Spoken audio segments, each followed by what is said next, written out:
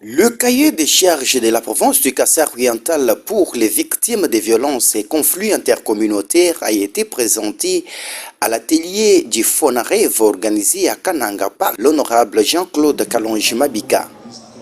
Accompagné de son collègue Christian Gandou, les élus du Kassai-Oriental ont pris part active à cet atelier du Fonds national de réparation des victimes des violences et conflits intercommunautaires dans le Kassai central. Selon l'envoyé du Kassai-Oriental à cette activité qui a regroupé les délégations des 5 provinces de l'espace Kassai, la province du Kassai-Oriental est affectée par les différents conflits qui ont laissé de nombreuses victimes orphelins et veuves qui ne savent pas à quel sens se vouer.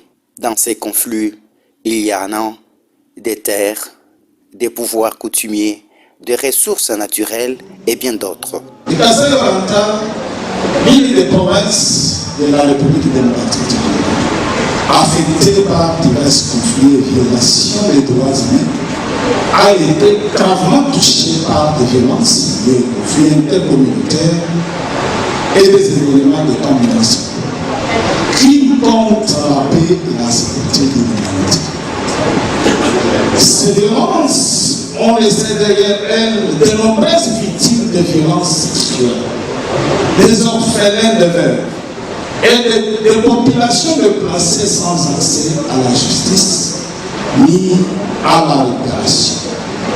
Il est donc impératif que les Fonarev connaissance des issues par l'État communautaire, les conflits intercommunautaires, les conflits des pouvoirs coutumiers, les conflits de limites des terres entre les communautés, les conflits des limites des provinces, les conflits liés aux ressources naturelles, ainsi que les conflits de l'énergie.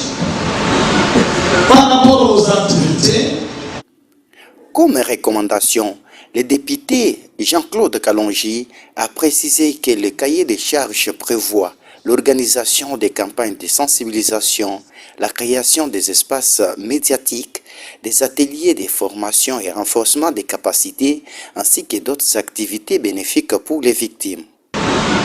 Par rapport aux activités, nous prévoyons cette issue d'organiser des campagnes de sensibilisation des communautés sur la cohabitation pacifique et la paix durable, sur la résolution pacifique des conflits, le dialogue, l'accompagnement pédagogique des communautés et le renforcement des capacités.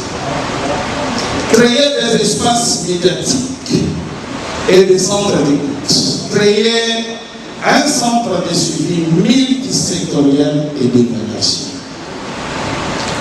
Organiser les formations à l'intention des prestataires de santé, de magistrats, OPJ et policiers, des enseignants animateurs sociaux et autorités locales. Organiser au moins une mission conjointe de terrain trimestriellement pour évaluer l'impact du programme. Recommandation. Cet atelier qui a eu lieu du 24 au 27 juillet 2025 a regroupé les délégations des 5 provinces composées des députés nationaux et provinciaux, les sénateurs, le gouverneur des 5 provinces et leurs ministres des genres et justice, les AT et le chef de secteur, les délégués des victimes, le chef coutumier, les délégués de la société civile, les DG et la DGA des Fonarev à Kananga.